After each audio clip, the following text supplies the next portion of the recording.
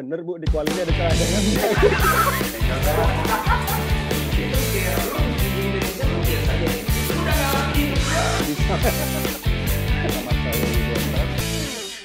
Balik lagi bersama saya dalam ngobrol bareng sisi lain, the other side of Kang Andi Rif. Nah, sekarang saya pengen ngomongin bola.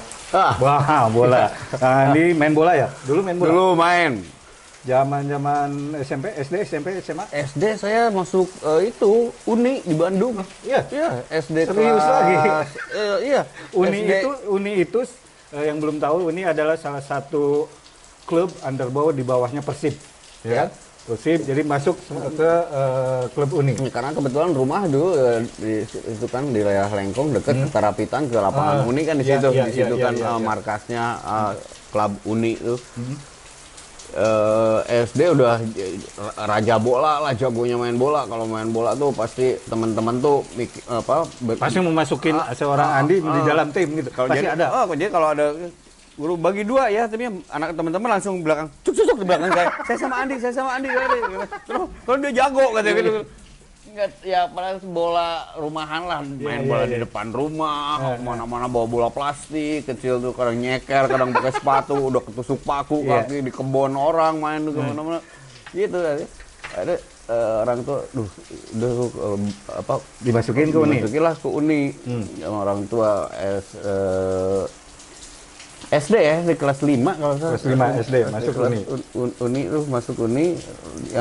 Saya ingat yang ngelatih saya tuh Yusuf Bahtiar, Yana Rodiana, pemain Persib dulu. Ya karena mereka dari situ ya, dari Uni. Oke. Dari Uni jadi dulu siapa lagi mungkin bisa lupa mungkin pada saat itu ada seorang pesepak bola dari Persib Bandung yang melatih saya juga. Jadi tiap ada pertandingan nonton lah di lapangan Persib, zaman belum ada lapangan Siliwangi itu di Bandung. Hujan pakai payung gitu kan. Nggak ada tribun, nggak ada apa kan, di situ muter aja, tribunnya cuma satu di situ. Di situ nonton di belakang gawang gitu. Nonton Persib, bobotoh banget berarti kan? Bobotoh banget ya. Bukan Viking tapi bobotoh. Bobotoh banget ya, dari sejak kecil berarti kan? Ya, karena orang Bandung ya pasti semua mungkin kalau teman-teman di Jakarta pasti ya dia adalah Persija. Kalau teman-teman di Medan pasti PSMS gitu kan. Ini sesuai kotanya, lahir di Bandung, gede di Bandung, ya pasti yang saya dukung adalah Persib Bandung gitu. Dari SD itu ya, nah, udah nonton, udah main gitu. Udah nonton, udah main. Sampai gede. Ya itu ternyata putus di tengah jalan sepak bola karena itu pada saat itu ada dua pilihan, harinya yang sama gitu latihan, hari Minggu kamu mau sepak bola apa silat. Ada dua itu. Kalau silat saya latihan pada saat itu saya tergabung dalam perguruan perisai diri. Perisai diri itu sejak kelas SD kelas berapa ya? Kelas 4 gitu. Sebelum pencaksilat yang tadi. Tenaga dasar sebelum itu ya. Saya perisai diri. Latihannya di hall olahraganya SMA 7 di Jalan Lengkong Kecil tuh di Bandung. Di situ setiap minggu. Jadi dulu waktunya sama itu pagi, dulunya minggu pagi. Waduh gimana? Jadi harus memilih antara silat atau sepak bola. Akhirnya pilihannya ke silat lagi gitu, balik ke silat aja deh. Jadi berhentilah sepak bola, tapi ya cuma jadi sepak bola kampung gitu. Sepak bola kampung itu kampung udah deket rumah gitu, main antar kampung, main apa, jadi nggak ikut klub beneran karena kalau saya gabung Uni mungkin saya jadi pemain Persib ya. tidak jadi penyanyi, pasti pemain Persib. Dari kecil jago main bola. Termasuk Magi ya? Magi juga ya, barengan. Magi jauh sih umurnya, tapi Magi tidak pernah masuk klub dia. Oke. Justru Kang Andi yang masuk ke Uni. Oke. Ya. Berhenti betul-betul main bola dari usia berapa tuh? Ya mulai SMP udah berhenti. Jadi hanya sekedar di zaman SD aja saya masuk di Uni. Di Uni itu. Agak serius sebetulnya waktu itu masuk ke Uni ya. Oke, selain bola, selain main bola, selain Persib tentunya ada lagi klub idolanya adalah Liverpool. Liverpool race baru juara. Akhirnya juara, merasakan juara setelah dulu tahun 90-an juara ya kan. Kang Andi termasuk die hardnya Liverpool kan. Suka dari kapan tuh Liverpool? Dari zaman kecil dulu kan siaran TV tuh Cuma TVRI. TVRI ya. Iya, TVRI betul. itu nyiarin hari Minggu pagi kalau nggak salah selalu ada siaran sepak bola ya. Iya. Meskipun tidak live itu ada rekaman Liga Inggris atau Liga Jerman pada saat itu. betul. Italia nggak ada lah Liga Inggris, Jerman. Belum Inggris, ada Italia itu belum ngetop di kita ya. Ya Liga Inggris, Liga Jerman dari zaman dulu tuh gitu. Itu sebetulnya pada saat pertama nonton pilihan saya adalah tim baju merah. Oh, tim kaos merah nih. Tahun berapa tuh? Usia berapa tuh? Lupa saya bilang SD. Masih SD ya? Tahun 80-an lah ya. SD, wah ini yang merah tuh Kayaknya semangat banget. ya karena mulai ada TV berwarna kan saya waktu masih SD itu pada saat sebelumnya ya udah mulai TV berwarna ya. mengalami era-era TV hitam putih ya hitam putih kalau merah ya jadi hitam kaosnya gitu. Iya benar. Kalau Punya hitam putih gitu. kuning agak putih dikit Iya, gitu. Itu karena itu. Pas ada TV berwarna ngelihat bola ada pakai jersinya merah. Oh, jersey merah. Wih, ini merah nih kayaknya menyala karena enak banget dilihat. Jadi pilihan kaos saya kalau main bola ada selalu merah. Dan pada saat itu ya enggak kalau itu Liverpool gitu misalnya pada saat itu belum tahu klubnya. Yang pasti ke klubnya aja warnanya pakai baju merah. Terus kalau ada Liga Jerman juga pasti yang saya dukung baju merah gitu. Munchen. Jadi ya kalau sekarang ada istilah baju merah jangan sampai lolos. Jangan-jangan tidinya. Jadi ternyata ya itu akhirnya ya saya tahu sering nonton itu ya pilihan saya jatuh pada Liverpool gitu dari kecil. Jadi kalau minggu depan apa ya? Oh bukan Liverpool, yang disiarin gitu. Pas ada Liverpool nonton, wah jadi serius nonton. Zamannya merah ini harus menang gitu. Ian Rush ya? Iya, John ya, Barnes, Ian Rush, zaman Kenny Dalglish gitu ya pasti kan. Sebelum Ian Rush mungkin. Sebelum Ian Rush. Mungkin zaman saya SD sih. Era Ketahuan umurnya saya berapa nih kalau kolot pisan. Kolot pisan. Ian Rush aja udah tua tahun 80-an, 84 ya 80 awal lah. Ian Rush baru muncul. Ian Rush tuh juara kan 85 juara champion tragedi Heysel tuh. Tragedi Heysel udah berarti kan? Siapa? Tahun waktu tragedi Heysel oh itu nonton. Itu udah ya? nonton kejadian itu lawan Juventus kan ya. Iya benar. Ya Heysel itu yang sampai sekarang nggak hilang itu memori kerusuhan itu meskipun saya hanya lihat di TV gitu kejadiannya supporter Liverpool dan Juventus tuh saling ini itu nonton banget ya? Nonton banget kejadian itu dan berulang-ulang disiarin di TV jadi kebayang-kebayang sudah tragedi bola yang terngeri yang pernah saya lihat adalah itu gitu. Sekarang tahu banget tragedi berarti itu. suka Liverpool dari sebelum itu? Sebelum itu. Kalau saya pas benar-benar tragedi Heysel baru suka Liverpool. Ini klub saya gitu. Nah, Kang Ani berarti agak lebih tua tuh. Sebelum tragedi Heysel udah suka Liverpool. Oke. Liverpool jadi yang suka bola, yang suka Liverpool dan kawan-kawan dari eranya Robbie Fowler atau McManaman dan lain-lain. Kalau Kang Andi udah dari Ian Rush saja udah dari sebelumnya jadi sudah sangat tua banget gitu. Sampai dulu kita masih ada koleksi ini kartu benar kayak kartu gambar gitu kan. Yang itu import kartu itu import bukan kalau itu Panini card Panini. bahkan ada lagi yang versi lainnya yang semacam itu ya. Misalnya Ian Rush dia ada klubnya ada datanya ya kan lahir kan berapa gol yang pernah dicetak ini di belakangnya tuh datanya koleksi. Koleksi belinya tuh kalau nggak salah di Sumur Bandung toko buku tuh di Jalan Asia Afrika ada toko buku besar tuh yang klasik depan Gedung Merdeka tuh. Iya. Toko ke situ gitu pada edisi baru beli disimpan diliatin gitu sampai itu. Aduh kalau ada sekarang mungkin udah jutaan tuh harganya ya. Iya pasti. Kalau masih ada terus dijual pasti banyak yang nyari tuh. Nah, iya kalau masih import semua barang gitu. Saya masih mengoleksi itu gitu segila-gilanya bola gitu. Nonton lah ya kalau tim ini ya Persib gitu tim lokalnya gitu karena saya lahir dan besar di Bandung. Ya gitu. pasti Persib zaman waktu sudah Rif ngetop juga masih sempat nonton ya? Masih Stadion Siliwangi belum ada Jerak Harupat belum ada yang di Gede Bage itu Stadion GBLA belum ada. Dulu selalu di Siliwangi. Di Siliwangi saya selalu di paling atas tuh di VIP itu tuh karena view-nya paling enak banget gitu. Tapi kadang-kadang suka pengen gila-gilaan juga pindah ke utara ke selatan ya ke belakang gawang. Kalau hujanan mereka gitu-gitu itu seru lah. Gitu ya karena nonton bola tuh kayak nonton konser musik Iya, sebenarnya. iya. Irama di lapangan, terus irama teriakan penonton. Kalau kesel bener-bener kesel, kalau happy Happy luar banget. biasa. Emosinya bahkan lebih tersentil gitu kan. Kalau kalah jadi emosi, kalau gol lebih happy gitu. Kalau nonton konser kan happy aja terus istilahnya. Tapi kalau nonton bola kan pasti Naik ada. terus, deg-degan nih, aduh, sampai kalau lagi nyerang tuh tusuk, ini serang tusuk, tusuk. Makanya kalau saya bilang tusuk tuh artinya pasti ini nggak boleh ada, nggak boleh mental itu. Pas mental, anjir, mental gitu, goblok. Pas kalau lawan nyerang, tahan, dung ketahan gitu, duduk masuk, ketahan, lolos, merem gitu, anjir gol gitu kan. Kalau mental lu itu ya itu Tidak ini kan lah kalau nonton bola itu kan emosinya benar-benar tuh. itu bisa di rumah pun begitu. Kalau saya Kalau nonton pun begitu. Karena anak-anak suka protes si Bapak tuh bahasanya jelek banget kalau nonton bola kayak gitu.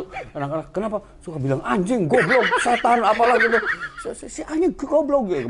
Bahasa sumpah serapah bahasa Sunda saya keluar gitu. Bahasa Bandung lah. Sebenarnya itu bukan sumpah serapahnya kalau orang Bandung berbahasa itu tuh sehari-hari kan namanya anjing goblok tuh bukan hinaan, bukan umpatan yang benar-benar ngumpat marah banget, tapi itu ucapan ngomong anjing. Goblok.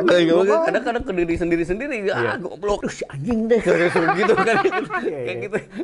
Orang Sunda tuh ya lucu sebenarnya. Terutama orang Bandung. Kalau anjing goblok itu dalam sehari-hari sangat biasa. Ngobrol tuh anjing kemana wae. Di mana wae mana anjing. Nah, itu koma dan titik. Anjing itu koma, goblok itu titik. Jadi kalau bagi orang Sunda khususnya orang Bandung, si anjing sebenarnya kemana wae goblok. Bro udah lama di sini kayak gitu. Iya, kalau bahasa gaul sekarang bro lah. Tapi kalau anak Bandung pasti antara anjing dan goblok. Dua itu udah bagian dari bahasa sehari-hari pergaulan. Dari anak kecil sampai orang dewasa, bahkan anak-anak kecil juga terbiasa kalau di gang-gang itu pasti anjing kemana wae anjing. Jadi anjing itu koma, bukan umpatan, bukan. Gitu. Nah, sekarang saya ingin nanya soal koleksi. Selain sepeda, tadi ada banyak koleksi sepeda. Kang Andi itu identik sekali, sangat identik. Kalau ngelihat tuh pasti topi dan sepatu boot. Saya yakin koleksinya banyak banget. Kalau topi itu kenapa saya pakai topi? Kenapa saya selalu tidak lepas dari topi? Kayak saya tuh jadi kayak ketagihan gitu ya, nggak tahu punya penyakit apa gitu. Karena sekali dulu nggak pernah pakai topi gitu, konser manggung. Tapi sekalinya saya pakai topi, pada saat itu topi saya masih minjem punyanya Magi gitu. Oke, Dia pakai, terus dia taruh, dia main drum, saya pakai sampai selesai pakai pas di serasa nyaman gitu. Keren juga ini, maksudnya Asik keren juga juga, ya? asik juga ini. Jadi saya satu aksesoris yang mendukung penampilan di atas panggung.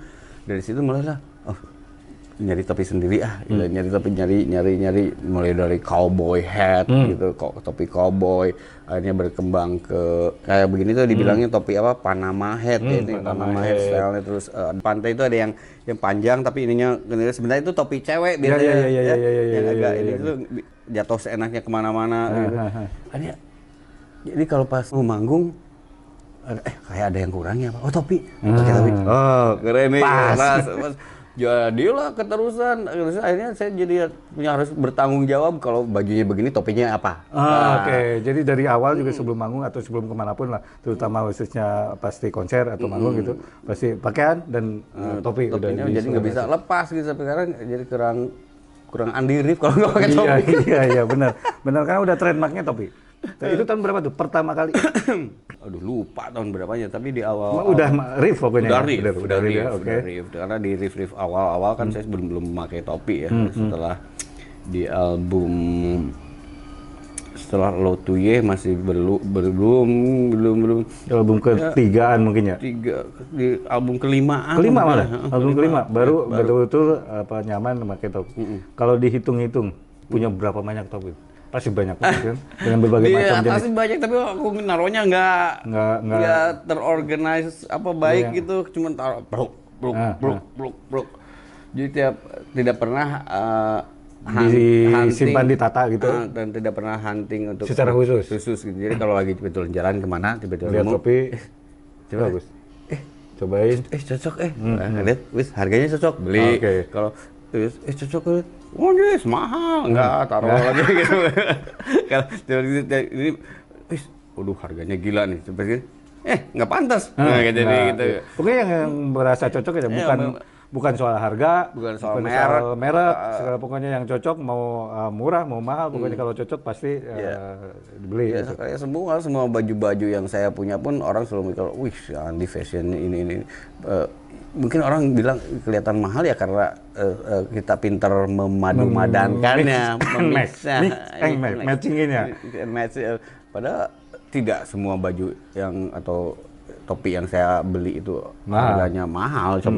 Sekarang kan kalau ngeliat, kalau kita detail nih udah yang harga juta-jutaan pun banyak topi itu, tapi itu akan cocok nggak kamu pakai gitu. Jadi jangan terbuai dengan harga dan bikin kamu ganteng gitu. Belum tentu. Itu tips-tips dari Kang Andi soal fashion, bukan hanya topi, termasuk juga pakaian. Jangan terlalu terpaku sama, kan banyak sekarang ya, apalagi mungkin bagi perempuan tuh kalau fashion tuh brand, kemudian harga segala macam, itu nggak penting banget. Saya menghindari brand, apalagi yang kaos dengan nama merek misalnya.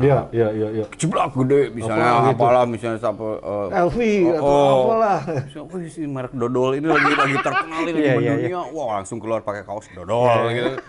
Itu enggak banget lah. Enggak banget. Karena gitu kalau saya pakai itu dodol, si dodol jadi terkenal gara-gara dipakai. Iya, enggak bayar juga ngapain ya? Mendingan ya Kang Andi memang ya harus diakui dari cara berpakaian, taste atau fashionnya sangat tinggi lah. Bagaimana cara berpakaian, kemudian topi segalanya, termasuk juga boot.